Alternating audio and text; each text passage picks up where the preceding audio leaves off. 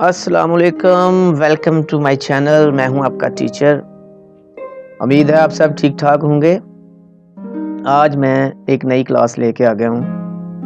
आज हम power point में, माइक्रोसॉफ्ट पावर पॉइंट में उर्दू टाइप करके प्रेजेंटेशन कैसे बनाते हैं वो सीखेंगे। उसके लिए मैं जा रहा हूं अपने पावर पॉइंट पे। दोस्तों, उससे पहले अगर किसी दोस्त ने मेरा चैनल सब्सक्राइब नहीं किया, सब्सक्राइब करें, बेल का आइकन प्रेस करके ऑल वाला ऑप्शन क्लिक करें ताकि हर आने वाली वीडियो आपको बर वक्त मिलती रहे।